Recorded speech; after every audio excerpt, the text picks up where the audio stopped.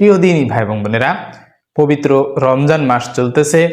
আর এই মাসে এমন একটি আমলের কথা বলবো যে আমলগুলো প্রিয় নবী সাল্লাল্লাহু আলাইহি ওয়াসাল্লাম করতে বলেছেন এবং গ্যারান্টি দিয়েছেন। যদি কোনো ব্যক্তি এমন এই তিনটি আমল করে, এই তিনটি আমলের সমন্বয়ে সে যদি নিজের জীবন গঠন করে, তাহলে তার জন্য বিনা হিসাবে জান্নাত রয়েছে।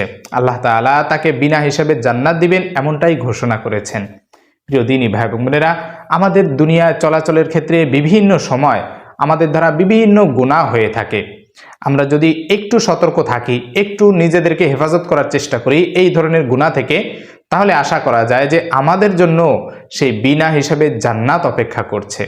কাল কিয়ামতের ময়দানে যখন প্রত্যেকটা বান্দাকে হিসাবের কাঠগড়ায় দাঁড়ানো হবে, বিচারের কাঠগড়ায় দাঁড়ানো হবে, জবাবদিহিতার কাঠগড়ায় দাঁড়ানো হবে যে বান্দা, তোমাকে যে আমি একটা হায়াত দিয়েছিলাম, 50, 60, 70, 80 বা 100 বছরের একটা যে জিন্দেগি দিয়েছি, এই জিন্দেগিতে তুমি কি করেছো? তুমি কতটুকু নেকির কাজ করেছো, কতটুকু গুনাহ করেছো? মিজানের পাল্লায় যখন আমার আমলনামাগুলো ভারী হবে, ওজন মাপা হবে, তখন দেখা যায় যে আমার আমলের পাল্লা হালকা হয়ে গেছে আর গুনাহের পাল্লা ভারী হয়ে গেছে। তখন আমার জন্য জাহান্নাম অপেক্ষা করবে, জাহান্নামে আমার যেতে হবে। এই জন্য দুনিয়া থেকেই নিজেকে প্রস্তুত করে নিতে হবে এবং আখেরাতের যে জান্নাত আল্লাহ তাআলা আমার জন্য আপনার জন্য রেখেছেন, এই জান্নাতের জন্য নিজের যেই সম্বল, এই সম্বলটুকু তৈরি করে নিয়ে যেতে হবে, জোগাড় করে নিয়ে যেতে হবে। এই জন্য এখন যেহেতু আমরা এই আমল করার সুযোগ পাচ্ছি, এই ভিডিওটি আপনি দেখছেন, তার মানে আপনি এই আমলগুলো জানতে পারছেন। আর এখন থেকে আপনি নিয়ত করে ফেলুন যে আজ থেকে এই আমলগুলো আপনি করবেন, এই নির্দেশনাগুলো আপনি মেনে চলবেন। ইনশাআল্লাহ মৃত্যু পর্যন্ত যদি আপনি এর উপরে অটল থাকেন, তাহলে আপনার জন্য বিনা হিসাবের জান্নাত অপেক্ষা করছে।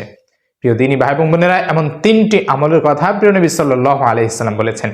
1 নাম্বার আমল হচ্ছে দৈনিক যে 5 ওয়াক্ত ফরজ নামাজ আমাদের উপর ফরজ করা হয়েছে, এই ফরজ নামাজ ভুলক্রমে বা যে কোনো কারণেই হোক, অলসতার কারণে, ব্যস্ততার কারণে, কাজের কারণে, দুনিয়ার যত প্রকারই সমস্যা থাকুক না কেন, প্রত্যেকটা সমস্যার কারণে যেন এই নামাজ আমার থেকে দূরে সরে না যায়, ছুটে না যায়, বা আমি নামাজ থেকে দূরে সরে না যাই। আল্লাহ রাসূল সাল্লাল্লাহু আলাইহি ওয়াসাল্লাম বলেছেন যে কাফের, মুশরিক এবং মুসলমান বা ঈমানদার, তাদের মধ্যে পার্থক্য হচ্ছে নামাজ। তারা নামাজ পড়ে না আর মুসলমানরা নামাজ পড়ে।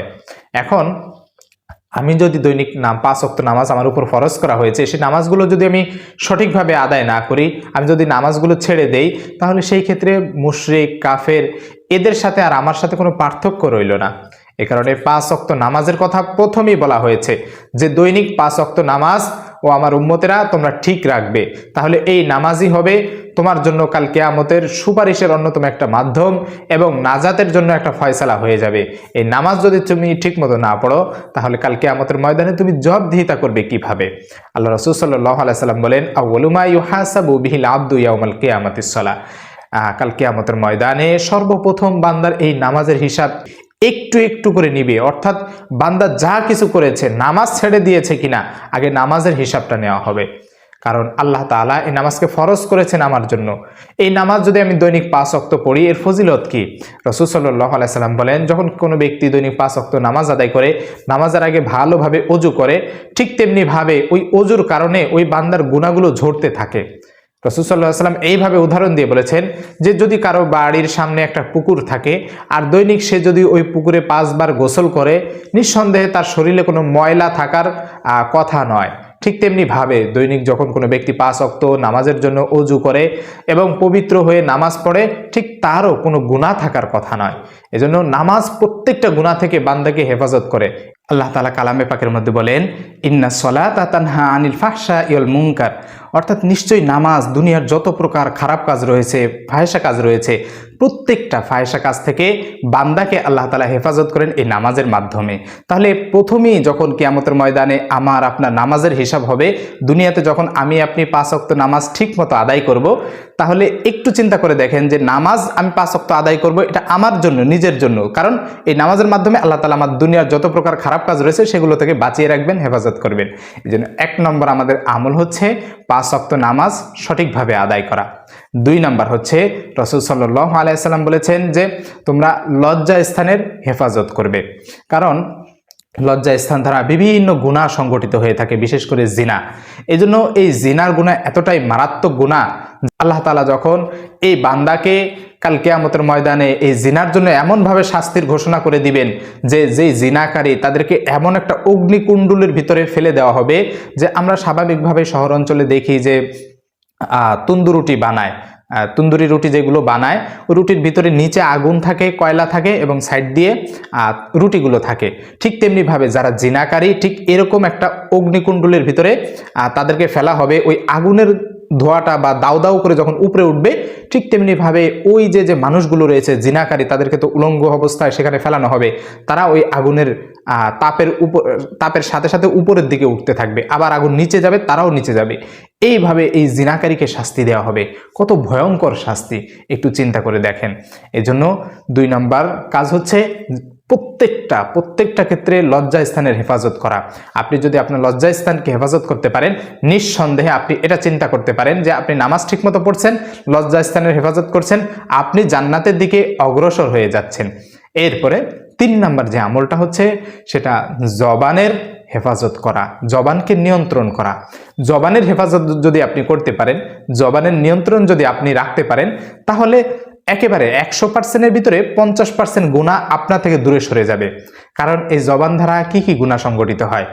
এই জবান দ্বারা মিথ্যা কথা বলা হয়, এই জবান দ্বারা অন্যের সমালোচনা করা হয়, গীবত করা হয়, এই জবান দ্বারা মিথ্যা সাক্ষ্য দেওয়া হয়, এই জবান দ্বারা ওয়াদা খেলাপ করা হয়, এই জবান দ্বারা মানুষকে কষ্ট দেওয়া হয়, এই জবান দ্বারা বিভিন্ন ধরনের অশ্লীল বাক্য বলা হয়, গান, সিনেমা, নাটক, এই দুনিয়ার যত প্রকার আছে। এইভাবে জবান দ্বারা একটার পর একটা গুনাহ সংগঠিত হতেই থাকে। তাহলে আপনি যদি আপনার এই জবান বা জিহ্বা যদি সংযত রাখেন, যদি নিয়ন্ত্রণ করতে পারেন, কন্ট্রোল করতে পারেন, তাহলে নিঃসন্দেহে এই যে 3টা আমলের কথা বললাম, একটা হচ্ছে 5 ওয়াক্ত নামাজ, 2 নম্বর হচ্ছে লজ্জাস্থানের হেফাজত, আর 3 নম্বর হচ্ছে জবানের হেফাজত। আর এই 3টি কথাই রাসূল সাল্লাল্লাহু আলাইহি সাল্লাম বলেছেন, ও আমার উম্মতেরা, তোমরা নামাজ ঠিকমতো আদায় করো, পাশাপাশি লজ্জাস্থান এবং জবানের হেফাজত করো। এই আমলগুলো যদি তোমরা জারি রাখতে পারো, নিঃসন্দেহে আল্লাহ তাআলা কাল কিয়ামতের ময়দানে বিনা হিসাবে তোমাদের জন্য জান্নাত রেডি রাখবেন, তোমাদের জন্য জান্নাতের ব্যবস্থা করে দিবেন। প্রিয় ভাইরা, আমরা চেষ্টা করব এই যে রমজান মাস, এই রমজান মাস চলতেছে, এই রমজান মাসেই আমরা আমাদেরকে পরিবর্তন করার অন্যতম একটা সুযোগ। এই সুযোগটা এই কারণেই বললাম যে আপনি এই সুযোগটা যখন লুফে নেবেন, যে এখন রমজান মাস, এই রমজান মাসটা হচ্ছে নেকি অর্জনের মাস, গুনাহ ক্ষমা করার মাস। আর এই মাসে আপনি যত বেশি নেকি অর্জন করতে পারবেন, গুনাহ থেকে নিজেকে বাঁচিয়ে রাখতে পারবেন, এটা একটা সহজ মাধ্যম। এর কারণ হচ্ছে আল্লাহ তাআলা যখনই রমজান মাস আসে, ফেরেশতা জিবরাইল আলাইহিস সালামকে নির্দেশ দিয়ে থাকেন যে যত প্রকার অবাধ্য জিন রয়েছে এবং শয়তান রয়েছে, এদেরকে শিকল বন্দি করে সমুদ্রের ভিতরে নিক্ষেপ করে দাও। আর এই সমুদ্রের ভিতরে নিক্ষেপ করার কারণে তারা রমজান মাসে কোনো প্রকার ইমানদার বান্দাদেরকে ধোঁকা দিতে পারে না। হ্যাঁ, এরপরেও কিছু বান্দা রয়েছে যারা দেখা যায় যে নামাজ কালাম পড়ে না, রোজা রাখে না, গুনাহের কাজে লিপ্ত হয়। তাদের যে ওই পূর্বে যে গুনাহগুলো করেছিল, সেই অভ্যাসটা যে থেকে যায়, এই অভ্যাসের রেশটা এই রমজান মাসেও থেকে যায়। এর কারণে এটা সহজে ছাড়তে পারে না। এই জন্য আমার চেষ্টা যদি থাকে, তাহলে আল্লাহ তাআলা এর থেকেও আমাকে বের করে আনবেন। প্রিয় দিনী ভাই এবং বোনেরা, আমরা চেষ্টা করব যে আমাদের 5 ওয়াক্ত নামাজ ঠিক রাখার জন্য, আমাদের লজ্জাস্থানের হেফাজত করার জন্য, এরপরে আমাদের দৈনন্দিন যে ইবাদতগুলো রয়েছে রমজান মাসের, রোজার হক আদায় করে রোজা রাখার জন্য, এরপরে সাহারি, তারাবি, ইফতারি সবগুলো করার জন্য। তাহলে দেখবেন যে আপনার ঈমানটা আরো মজবুত হবে, সকল প্রকার গুনাহ, এই গুনাহ থেকে আপনি বেঁচে থাকতে পারবেন। আর এই ওসিলায়, এই রমজানের ওসিলায় আল্লাহ তাআলা আমাকে আপনাকে নাজাত দিয়ে দিবেন।